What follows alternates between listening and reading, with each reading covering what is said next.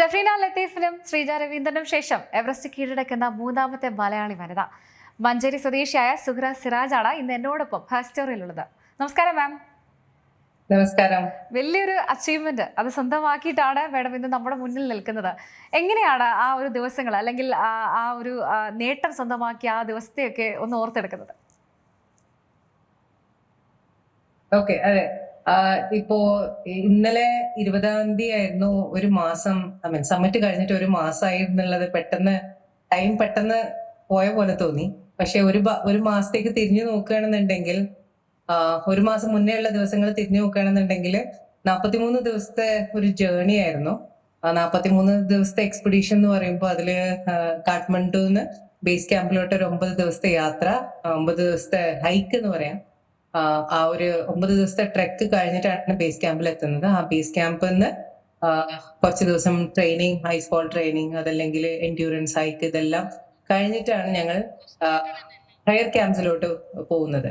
അപ്പൊ ഹയർ ക്യാമ്പ്സിൽ നമ്മൾ അക്ലിമറ്റൈസേഷൻ ചെയ്യാൻ വേണ്ടിയിട്ടുള്ള ക്ലൈംസ് ചെയ്തു. അത് കഴിഞ്ഞ് തിരിച്ചു വന്ന് കുറച്ച് ദിവസം റെസ്റ്റ് ചെയ്ത് റൈറ്റ് വെതർ വിൻഡോ നോക്കിയിട്ടാണ് പിന്നെ സമ്മിറ്റ് പുഷ് നമ്മൾ ചെയ്യുന്നത്. അപ്പൊ അങ്ങനെയാണ് 15-ാം തീയതി എന്നുള്ള ദിവസം ഞങ്ങള് ഏറ്റവും ബെസ്റ്റ് വെതർ അന്നാണെന്ന് ഐഡന്റിഫൈ ചെയ്തപ്പോൾ 15-ാം തീയതി രാത്രിയാണ് ഞങ്ങൾ സമ്മിറ്റ് പുഷ് സ്റ്റാർട്ട് ചെയ്യുന്നത് ബേസ് ക്യാമ്പിൽ നിന്ന്. അങ്ങനെ 20-ാം തീയതി 12:51 സമ്മിറ്റിൽ എത്തുന്നത്. അതൊരു വളരെ നീണ്ട ഒരു എക്സ്പെഡീഷൻ തന്നെയാണ്. 5 ദിവസത്തെ കണ്ടിന്യൂസ് പുഷ് എന്ന് പറയുമ്പോൾ ഒരു ദിവസം ഒരു 8 to 10 മണിക്കൂറോളം നടക്കുന്ന അല്ലെങ്കിൽ ക്ലൈംബ് ചെയ്യുന്ന രീതിയിലുള്ള പുഷാണ്. അത് ചിലത് വളരെ സ്റ്റീപ്പർ ആയിട്ടുള്ള സെക്ഷനാണ്, ചിലത് കുറച്ചും കൂടെ ഈസിയർ ആയിരിക്കും കമ്പാരിറ്റീവ്ലി. പക്ഷേ ഇതെല്ലാം ഒരു ഹൈ ഓൾട്ടിറ്റ്യൂഡ് കൂടും തോറും ഓക്സിജൻ ലെവൽ കുറയും തോറും അതിന്റെ ഹാർഡ്നെസ് കൂടി വരും. അപ്പം ഈവൻ ചെറിയ കുറച്ച് സ്ലോപ്പുള്ള പ്രതലാണെങ്കിൽ പോലും നമുക്കത് വളരെ ബുദ്ധിമുട്ടായിട്ട് തോന്നുന്നത് അതിന്റെ ഓക്സിജൻ ലെവൽ വളരെ കുറവുള്ളത് കൊണ്ടാണ്. പക്ഷേ വേറെ ബുദ്ധിമുട്ടുകളൊന്നും ഇല്ലാണ്ട്, ഹെൽത്ത് ഇഷ്യൂ ഒന്നും ഉണ്ടായിരുന്നില്ല, വേറെ പ്രശ്നങ്ങളൊന്നും ഉണ്ടായിരുന്നില്ല. പക്ഷെ ഞങ്ങൾ സബ്മിറ്റ് ചെയ്ത ദിവസം 20-ാം തീയതി ഏറ്റവും ബെസ്റ്റ് ദിവസം ആയതുകൊണ്ട് തന്നെ അന്ന് ഏറ്റവും റെക്കോർഡ് സബ്മിറ്റ് നടന്ന ദിവസം, 274 പേര് സബ്മിറ്റ് ചെയ്ത ദിവസമാണ്. അപ്പൊ അതിന്റെ ഒരു ട്രാഫിക് ജാം ഉണ്ടായിരുന്നു. നമ്മൾ റോഡിൽ കാണുന്ന സെയിം ട്രാഫിക്കിനെ നമുക്ക് അവിടെ എക്സ്പീരിയൻസ് ചെയ്യാൻ പറ്റി. ഞാൻ വരുന്നത് ബാംഗ്ലൂർ സിറ്റിയിൽ നിന്നാണ്. അപ്പൊ Bangalore city is very famous for traffic. അപ്പൊ ഞാൻ പറയായിരുന്നു എന്റെ കൂടെയുള്ള ക്ലൈംബേഴ്സിനോട്, ഇതിനേക്കാളും നല്ലത് ബാംഗ്ലൂർ ട്രാഫിക് ആണ്. അപ്പൊ ആ ഒരു ബുദ്ധിമുട്ട് മാത്രമാണ് ഫേസ് ചെയ്തത്. അതർവൈസ് ബാക്കിയെല്ലാം ക്ലൈംബ് എല്ലാം വളരെ നന്നായിട്ട് പോയി. നല്ല രീതിയിൽ സബ്മിറ്റ് ചെയ്യാൻ പറ്റി. തിരിച്ചും വളരെ സേഫ് ആയിട്ട് ഇറങ്ങി. ഞങ്ങളുടെ ടീം മൊത്തം സബ്മിറ്റ് ചെയ്തു. 27 പേര് പുഷ് ചെയ്തതിൽ എല്ലാവരും സബ്മിറ്റ് ചെയ്ത് തിരിച്ച് സേഫ് ആയിട്ട് വന്നു. മാം, ഈ കഴിഞ്ഞ സീസണിലൊക്കെ 4 വരെയൊക്കെ എത്തിയിട്ടും ഈ മോശം കാലാവസ്ഥയൊക്കെ കാരണം പലപ്പോഴും ആ ഒരു ലക്ഷ്യസ്ഥാനത്ത് എത്താതെ തിരിച്ചിറങ്ങേണ്ടി വന്ന അവസ്ഥയൊക്കെ ഉണ്ടായിട്ടുണ്ട്.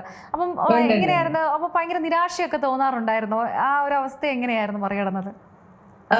ഡിസപ്പോയിന്റ്മെന്റ്, നിരാശ ഡെഫിനറ്റ്ലി ഉണ്ടാവും. കാരണം നമ്മൾ ഒരുപാട് നാളത്തെ എഫേർട്ട് ഇട്ടിട്ട് ചെയ്യുന്ന ഒരു ക്ലൈംബാണ്. ഒരു എക്സ്പെഡീഷന്റെ ഒരു ഫൈനൽ പോയിന്റ് നമ്മൾ ഒരു പ്രത്യേക സാഹചര്യത്തിൽ ഡിസെൻഡ് ചെയ്യാന്ന് പറയുമ്പോൾ ഒരുപാട് മനസ്സിൽ നിരാശ ഉണ്ടാവും. പക്ഷെ അതിനേക്കാൾ ഉപരി നമുക്ക് ആലോചിക്കേണ്ടത് സേഫ്റ്റിയാണ് ഏറ്റവും കൂടുതൽ ഇമ്പോർട്ടന്റ്. അപ്പൊ അങ്ങനെ ഒരു മോശം വെതറിൽ നമ്മൾ പുഷ് ചെയ്ത് കഴിഞ്ഞാൽ നമ്മളെ ഹെൽത്തിന് ചിലപ്പോൾ എന്തെങ്കിലും സംഭവിക്കും. അതല്ലെങ്കിൽ വളരെ ഡേഞ്ചറസ് സിറ്റുവേഷനിലൂടെ നമുക്ക് കടന്നു പോകേണ്ടി വരും. അതല്ലെങ്കിൽ എന്തും സംഭവിക്കാം എന്നുള്ള ഒരു സിറ്റുവേഷൻ വരുമ്പോഴാണ് നമ്മൾ ഏത് മിഷനും നമ്മൾ പോസ് ചെയ്തിട്ട് തിരിച്ചിറങ്ങുന്നത്. അപ്പൊ അങ്ങനത്തെ ഒരു സിറ്റുവേഷനിലാണ് തിരിച്ചിറങ്ങിയത്. എനിക്ക് തിരിച്ച് നമ്മൾ ഏത് എക്സ്പെഡീഷൻ ചെയ്യുമ്പോഴും തിരിച്ച് വീട്ടിലോട്ട് സേഫ് ആയിട്ട് എത്തുക എന്നുള്ള ഒരു ലക്ഷ്യം കൂടെ ഉണ്ട്. അതാണ് നമ്മളുടെ ഫൈനൽ പോയിന്റ്. സബ്മിറ്റ് ചെയ്യുന്നതല്ല ഫൈനൽ പോയിന്റ്. അപ്പൊ അതുകൊണ്ട് അത് മനസ്സിൽ കരുതിയിട്ട് വീണ്ടും എനിക്ക് തിരിച്ചു വരാം. മൗണ്ടൻ ഈസ് ഓൾവേസ് ദെയർ എന്നുള്ള ഒരു കോൺസെപ്റ്റ് എപ്പോഴും മൗണ്ടനേഴ്സിന്റെ മനസ്സിലുണ്ട്. ബിക്കോസ് നമ്മളുടെ ഒരു failure is not a failure. ആ ഫെയിലിയറിന് ഒരുപാട് പഠിക്കാനുണ്ട്. അതുപോലെ തന്നെ അത് നമ്മളുടെ സ്ട്രെങ്ത് കൂടുതൽ കൂട്ടുകയേ ചെയ്യുള്ളൂ. അപ്പൊ അത് ഞാൻ തിരിച്ചു വന്ന് അതുപോലെ തന്നെ എന്റെ ട്രെയിനിങ് കണ്ടിന്യൂ ചെയ്തു. എനിക്ക് സക്സസ്ഫുള്ളി സബ്മിറ്റ് ചെയ്യണം എന്നുള്ള ഒരു സ്ട്രോങ് ഡിസയർ മനസ്സിലുണ്ടായിരുന്നു. അതുകൊണ്ട് തന്നെ ഏറ്റവും അടുത്ത സീസണിൽ തന്നെ പോകണമെന്നുണ്ടായിരുന്നു. അതുകൊണ്ടാണ് ഈ വർഷം തന്നെ തുടർച്ചയായിട്ടുള്ള സീസണിൽ തന്നെ രണ്ടാമത് പോയത്. അങ്ങനെ അത് ചെയ്തു കഴിഞ്ഞപ്പോൾ വളരെയധികം സന്തോഷം തോന്നി. കാരണം ഞാൻ മടങ്ങിയ പോയിന്റ് എസ്പെഷ്യലി എത്തിയപ്പോ ഞാൻ വളരെ ഇമോഷണൽ ആയിരുന്നു. ബിക്കോസ് കഴിഞ്ഞ വർഷം ഈ സമയം ഞാൻ ഇവിടെ നിന്നാണല്ലോ മടങ്ങിയെന്നുള്ള ഓർമ്മയൊക്കെ ഉണ്ടായിരുന്നു. പക്ഷെ അതൊക്കെ കഴിഞ്ഞ് മുന്നോട്ട് പോയി. മുകളിൽ ക്യാമ്പ് ഫോറിൽ എത്തി അവിടുന്ന് സമ്മിറ്റ് പുഷ് ചെയ്ത് ഏറ്റവും മുകളിലെത്തിയപ്പോ ഉണ്ടായിരുന്ന ഒരു സന്തോഷം ആലോചിക്കുമ്പോൾ വളരെ ഗ്രേറ്റ്ഫുൾ. മേഡത്തിന്റെ ഈ ഒരു ജേണി വയനാട്ടിലെ മലകളിൽ നിന്നൊക്കെ തന്നെ തുടങ്ങിയിട്ടാണ് എവറസ്റ്റ് വരെ എത്തിയത്. എങ്ങനെയാണ് ആ ഒരു യാത്രയെ നോക്കി കാണുന്നത്? മേഡത്തിന്റെ ഇങ്ങനെയാണ് ഈ ഒരു മേഖലയിലേക്കുള്ള ഒരു ഇഷ്ടം, അതിന്റെ ഒരു ആരംഭം എങ്ങനെയായിരുന്നു? ഞാനൊരു ഔട്ട്ഡോർ ഇഷ്ടപ്പെടുന്ന ഒരാളാണ്. അപ്പം അവിടുന്നാണ് ഞാന് വയനാട്ടിലെ മലകൾ ചെയ്തു തുടങ്ങിയപ്പം അതിനോടൊരു ഇഷ്ടം തോന്നി. അങ്ങനെയാണ് കുറച്ചും കൂടെ ഹൈ ഓൾട്ടിറ്റ്യൂഡിലേക്ക് ട്രൈ ചെയ്യാം എന്നുള്ള ഒരു തോന്നൽ വന്നത്. അങ്ങനെ നമ്മുടെ ഇന്ത്യയിലുള്ള ഹൈ ഓൾട്ടിറ്റ്യൂഡിനെ ട്രൈ ചെയ്യണമെങ്കിൽ നമുക്ക് കശ്മീർ, ലഡാക്ക് പോലുള്ള റീജിയനിൽ പോകണം. ബിക്കോസ് സൗത്ത് ഇന്ത്യയിൽ നമുക്ക് അത്രയും ഹൈ ഓൾട്ടിറ്റ്യൂഡ് ഇല്ല. ചെറിയ ഹൈറ്റ്സേ ഉള്ളൂ. അങ്ങനെ ഹൈ ഓൾട്ടിറ്റ്യൂഡ് ട്രെക്സ് കുറച്ച് ചെയ്ത് കഴിഞ്ഞപ്പോഴാണ് ഓക്കെ ഇനി ക്ലൈംബിങ്ങിലോട്ട് സ്വിച്ച് ചെയ്യാം എന്നുള്ളൊരു കോൺഫിഡൻസ് വന്നത്. അങ്ങനെ ഒരു ബിഗിനർ ക്ലൈംബ് ചെയ്തു നേപ്പാളിൽ. അവിടുന്ന് എന്റെ ഗൈഡ് പറഞ്ഞു കുറച്ചും കൂടെ സ്കിൽസ് ഇംപ്രൂവ് ചെയ്യാനുള്ള സ്കോപ്പ് ഉണ്ട്, നിങ്ങൾക്ക് ഒരുപാട് ക്ലൈംബ്സ് ഇനിയും ചെയ്യാമെന്ന് പറഞ്ഞപ്പോൾ അത് ഭയങ്കര കോൺഫിഡൻസ് ആയി. അങ്ങനെ ആ കോൺഫിഡൻസിന്റെ മുകളിലാണ് വീണ്ടും ഒരുപാട് ട്രെയിനിങ് ഒക്കെ ചെയ്ത് തിരിച്ച് ലഡാക്കിലും നേപ്പാളിലും ആയിട്ട് ഒരുപാട് ക്ലൈംബ്സ് ചെയ്യുന്നത്. അപ്പൊ ഈ ഒരു ക്ലൈംബ്, ഇത്രയും നമ്പർ ഓഫ് ക്ലൈംബ്സ് ആണ്, ഈ ഒരു എക്സ്പീരിയൻസ് ആണ് നമ്മൾ എവറസ്റ്റിലേക്ക് കൗണ്ട് ചെയ്യുന്നത്. കാരണം ഇത്ര എക്സ്പീരിയൻസ് വരുമ്പോഴാണ് നമുക്ക് ഓരോ സിറ്റുവേഷൻസ് എങ്ങനെ ഹാൻഡിൽ ചെയ്യാം, അതല്ലെങ്കിൽ നമ്മളെ ട്രെയിനിങ്ങും ഒരുപാട് അതിനെ ഹെൽപ്പ് ചെയ്യും. അപ്പം നമ്മളുടെ കേപ്പബിലിറ്റീസ് ആണ് നമ്മൾ കൂടുതൽ നോക്കേണ്ടത്. നമ്മളുടെ ട്രെയിനിങ് കേപ്പബിലിറ്റീസ്, അങ്ങനെ ഒരുപാട് പാരാമീറ്റേഴ്സ് ഉണ്ട്. അപ്പൊ ഇതെല്ലാം നമ്മൾ ഏറ്റവും കൂടുതൽ അതിൽ വർക്ക് ഓൺ ചെയ്ത് ഒരുപാട് നാളത്തെ എഫേർട്ടില് ആണ് ഇതെല്ലാം നമ്മൾ ഇംപ്രൂവ് ചെയ്യുന്നത്. അപ്പൊ ഇതിന്റെ എല്ലാം ഒരു റിസൾട്ട് ആണ് മെയ് 20-നുള്ള സമ്മിറ്റ് എന്ന് പറയുന്നത്. ഓക്കെ. അപ്പൊ ഒരുപാട് നാളത്തെ ആ ഒരു ജേണിയാണ് ഈ ഒരു മൗണ്ടനിയറിംഗ് ജേണി എന്ന് തന്നെ പറയാം. സാധാരണ ഒരു യാത്രയല്ല. ഞാൻ ഇറ്റ്സ് നോട്ട് ഞാനൊരു ട്രാവലർ അല്ല. പ്യൂർലി ഇൻ ടു ഞാൻ അത്ലറ്റിക്സ് മുന്നേ ചെയ്തിട്ടുണ്ട്. അപ്പം അവിടുന്നാണ് അതിന്റെ ഒരു ബേസ് എന്ന് പറയാം. ഞാൻ ട്രാക്ക് അത്ലറ്റിക്സ് ചെയ്യുന്ന ഒരാളായിരുന്നു. അപ്പൊ അവിടുന്നാണ് മേ ബി ഒരു ഔട്ട്ഡോറിനോടുള്ള ഇഷ്ടം തോന്നി, മേ ബി ഒരു ആക്ടിവിറ്റിനോടും കൂടെ ഉള്ള ഒരു ഇഷ്ടം തോന്നിയിട്ട് അതിന് എങ്ങനെ ചെയ്യാൻ പറ്റും എന്നൊക്കെ എക്സ്പ്ലോർ ചെയ്തത്. അവിടുന്നാണ് ഇത് തുടങ്ങുന്നത്. ഓക്കെ. മേഡം ഈ എവറസ്റ്റ് കീഴടക്കുന്നതിനേക്കാളൊക്കെ തന്നെയും ഒരുപാട് അപകടം പിടിച്ചതാണ് അവിടെ നിന്നുള്ള ഈ മടക്കയാത്ര, അല്ലെങ്കിൽ അതിൻ്റെ ഒരു ഇറക്കം എന്നൊക്കെ പറയാറുണ്ട്. എങ്ങനെയായിരുന്നു മേഡത്തിന്റെ ആ ഒരു അനുഭവം? എത്രത്തോളം സത്യമാണ് ഈ ഒരു കാര്യം? ഡിസെന്റ് കൂടുതൽ ഡേഞ്ചർ എന്ന് പറയാൻ കാരണം, നമ്മൾ സമ്മിറ്റ് എത്തിക്കഴിഞ്ഞാൽ ഇതാണ് നമ്മുടെ ഗോൾ. നമ്മളൊരു ഗോൾ സെറ്റ് ചെയ്യുമ്പോൾ സമ്മിറ്റ് ആണ് നമ്മുടെ ഗോൾ എന്ന് വിചാരിച്ചു കഴിഞ്ഞാൽ അത് എത്തുന്നതോടുകൂടെ പിന്നെ നമ്മൾ റിലാക്സ്ഡ് ആയി. പക്ഷെ നമ്മൾ വന്ന അത്രയും വഴി നമ്മൾ തിരിച്ചിറങ്ങണം. ആ ഇറങ്ങുന്നത് അത്രയും ദുർഘടം പിടിച്ച വഴി തന്നെയാണ്. അപ്പൊ അതിനുള്ള എനർജി നമ്മൾ സേവ് ചെയ്യണം. അപ്പം അവിടെ നമ്മൾ എന്തെങ്കിലും കോംപ്രമൈസ് ചെയ്തു കഴിഞ്ഞാൽ അപ്പോഴാണ് അത് ഏറ്റവും കൂടുതൽ ഡേഞ്ചറസ് സിറ്റുവേഷനിലേക്ക് ലീഡ് ചെയ്യുന്നത്. അപ്പം കയ്യിലുള്ള ഭക്ഷണം, അതല്ലെങ്കിൽ നമ്മളുടെ ഫ്യൂവലിംഗ് എന്താണ്, ഇലക്ട്രോലൈറ്റ് ആണോ യൂസ് ചെയ്യുന്നത്, അല്ലെങ്കിൽ ജെൽസ് ആണോ യൂസ് ചെയ്യുന്നുണ്ടെങ്കിലും ഞാനതൊക്കെയാണ് യൂസ് ചെയ്തത്. അതൊക്കെ ഞാൻ ഡിസെന്റിനും കൂടെ കൂടിയിട്ടുള്ള ഒരു ക്വാണ്ടിറ്റിയാണ് കരുതിയിട്ടുണ്ടായിരുന്നത്. ഇത്ര എമൗണ്ട് ഓഫ് ഇലക്ട്രോലൈറ്റ് എനിക്ക് സബ്മിറ്റ് ചെയ്യാൻ വരെ, അത് കഴിഞ്ഞ് തിരിച്ചിറങ്ങാൻ ഇത്ര വേണം. അപ്പൊ ഇതൊക്കെ കാൽക്കുലേറ്റ് ചെയ്തിട്ട് ഒരു പ്രോപ്പർ സ്ട്രാറ്റജി ഉണ്ടെങ്കിലാണ് അത് നമ്മൾ വിചാരിച്ച പോലെ ചെയ്യാൻ നമുക്ക് പറ്റുള്ളൂ.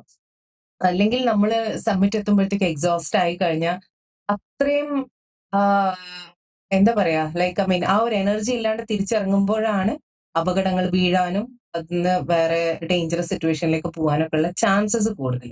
അപ്പൊ എന്റെ കേസിൽ എനിക്ക് കറക്റ്റ് ഒരു പ്ലാൻ ഉണ്ടായിരുന്നു.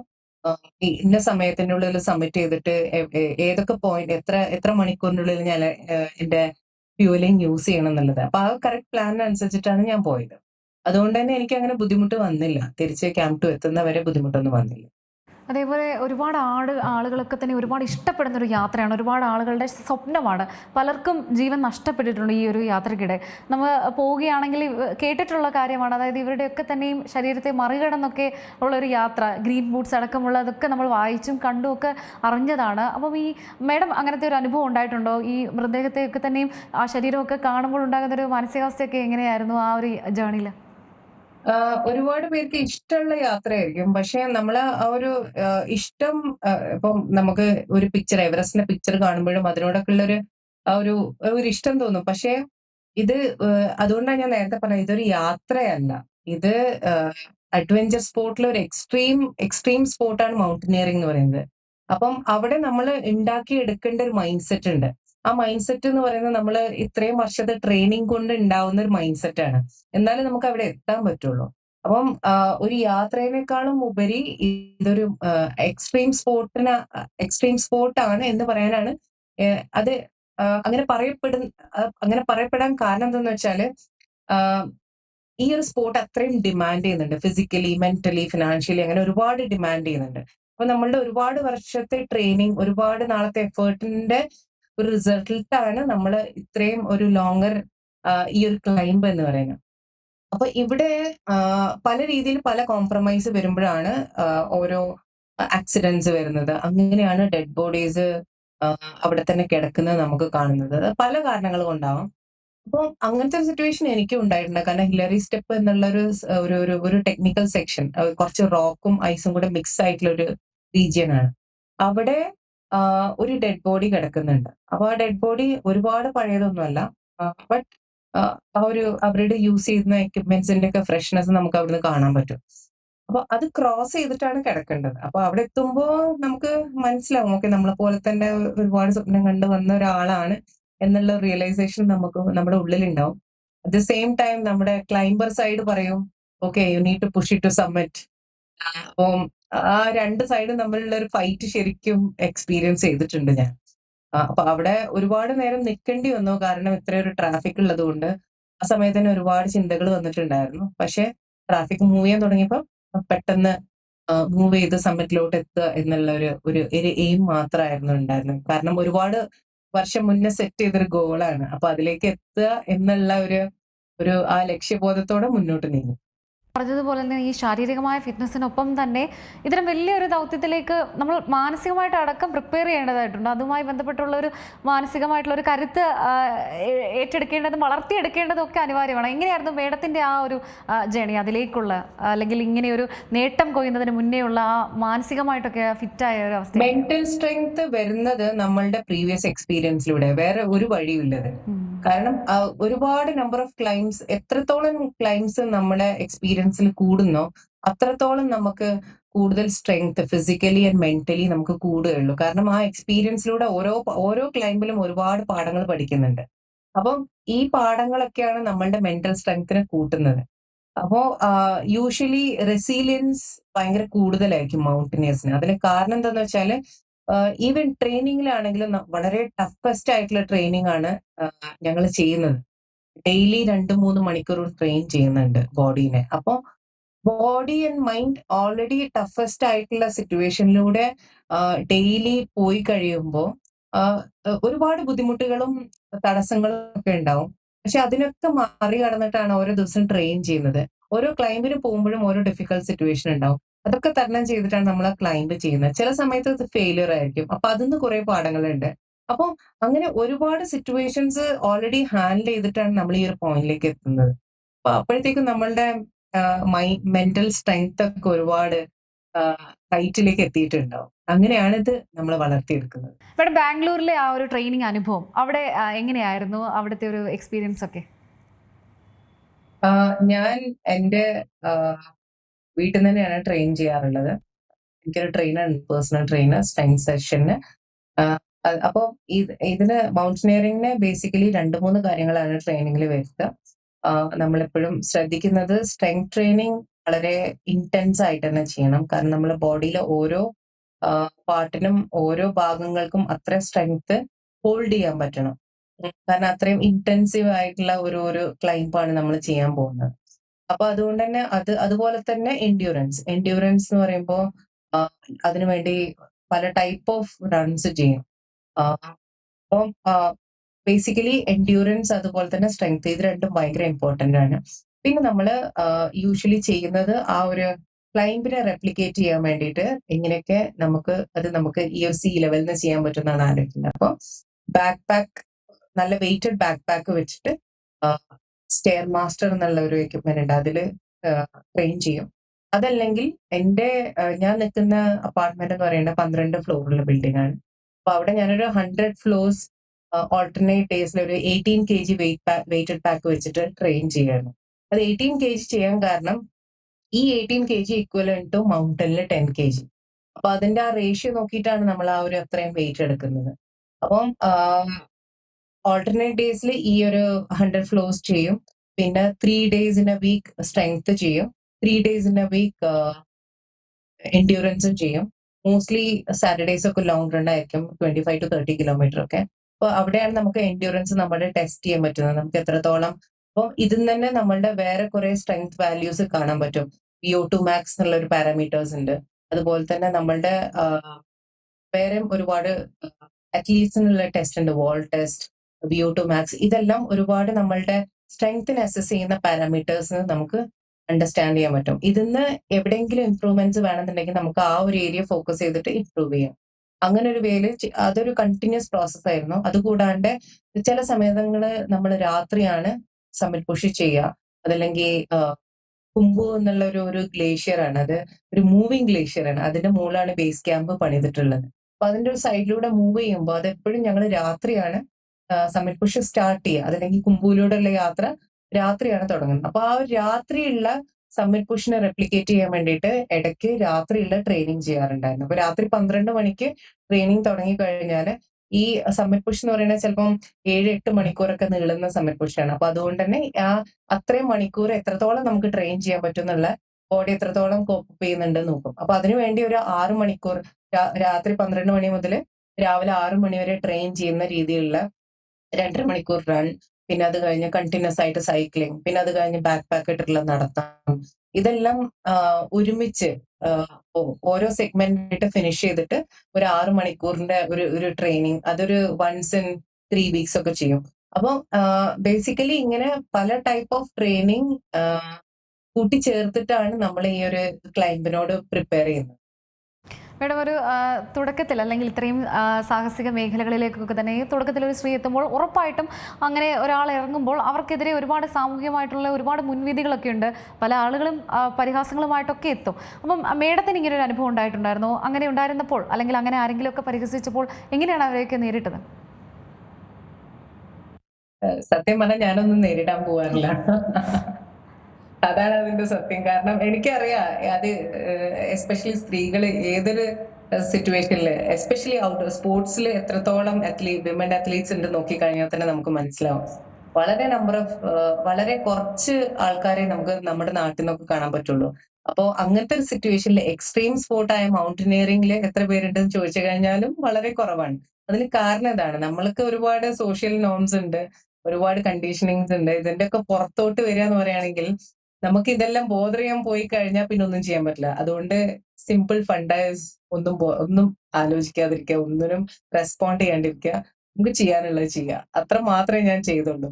പിന്നെ ഒബ്വിയസ്ലി ഫാമിലിയിലാണെങ്കിലും എവിടെയാണെങ്കിലും ഒരുപാട് കമന്റ്സ് അവരൊക്കെ ഇപ്പൊ ഞാൻ മാത്രമല്ല, ഫാമിലിയിലുള്ളവരോടാണെന്നുണ്ടെങ്കിലും ഈ പറഞ്ഞ കമന്റ്സും ഒക്കെ കേട്ടവരൊക്കെ ഉണ്ട്. പക്ഷെ ഞാനതൊന്നും എത്രത്തോളം ബോധർ ചെയ്തിട്ടില്ലെങ്കിൽ അവർക്കതൊന്നും ഒരു പ്രശ്നമില്ല എന്നുള്ള രീതിയിൽ, ഐ മീൻ ഫാമിലി ഒരുപാട് സപ്പോർട്ടീവ് ആണ്.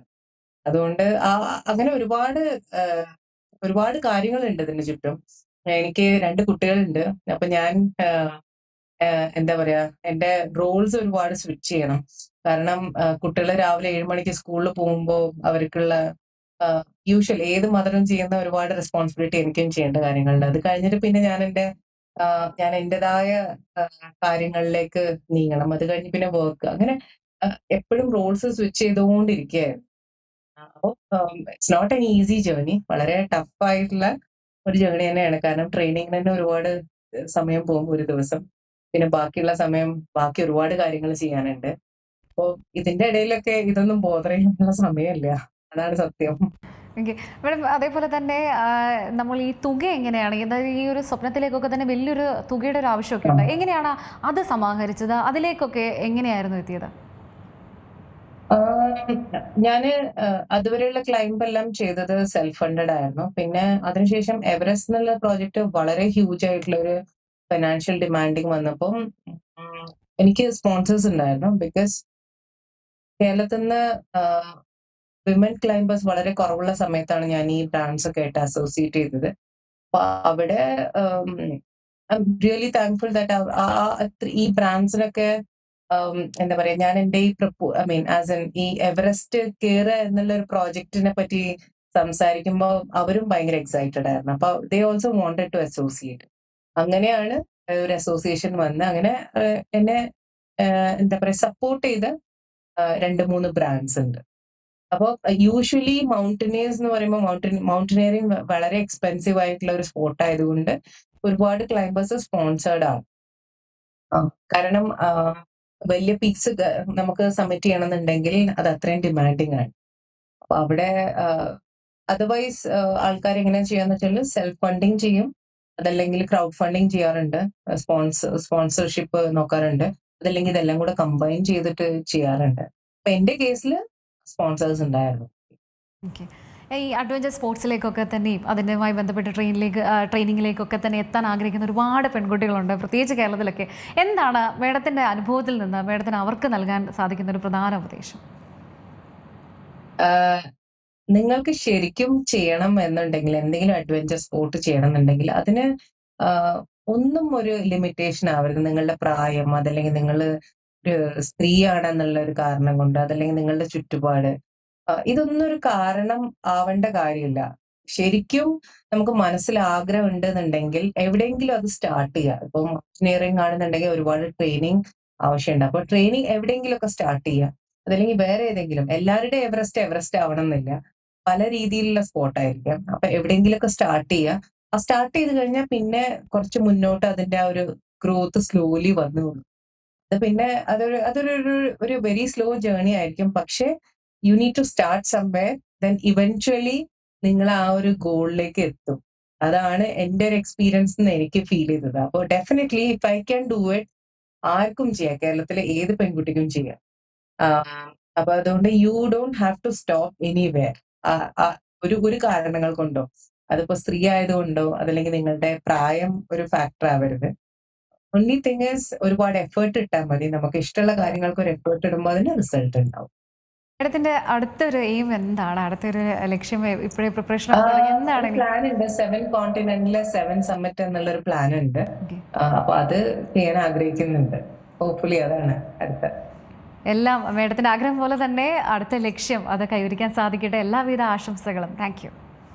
Thank you so much.